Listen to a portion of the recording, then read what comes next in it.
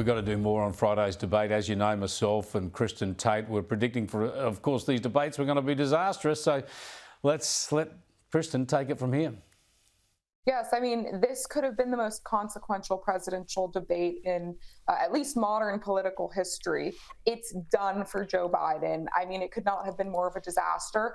During and after that debate, Chris, I received so many exasperated and panicked messages from liberals, some of whom I haven't even heard from a decade, stating that they were in complete shock over Biden's physical and mental state. And every single one of these Democrats told me that they think he needs to step down and be replaced with another candidate. And it's not just voters saying this, Chris. It is the elite of the elite in the Democratic Party. The New York Times itself, the editorial board said that he needs to step down at this point. And it's not just them. The New Yorker, The Economist, many other publications have done the same. So the president was at Camp David this weekend. Apparently he met with his family to discuss what he will do moving forward. But I've read that his family, especially Hunter Biden, who has been a key player in his advisory, has said that he should stick it out. So I don't know what's going to happen if he refuses to leave and all the powers that be want him gone.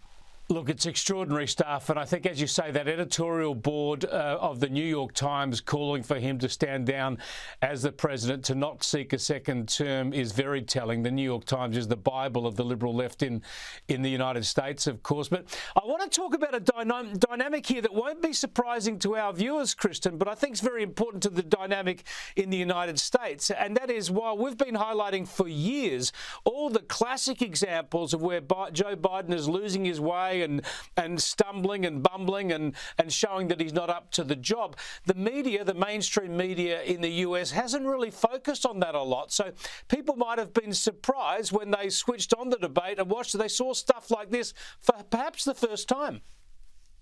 Making sure that we continue to strengthen our healthcare system, making sure that we're able to make every single solitary person eligible for what I've been able to do with the COVID, with dealing with everything we have to do with, look, if we finally beat Medicare.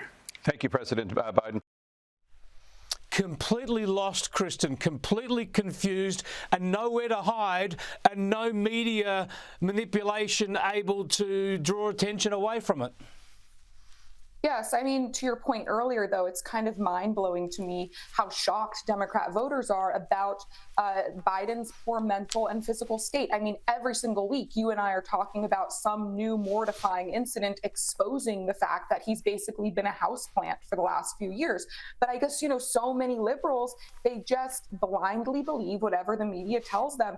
And the media and the Democrats, they thought that they could control reality by controlling the narrative. They do this with everything. They do this with the open border, which they tell us is secure.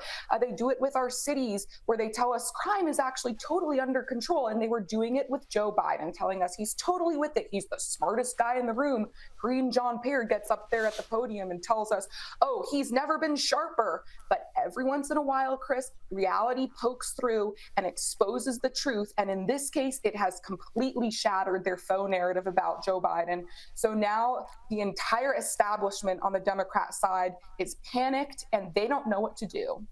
Absolutely.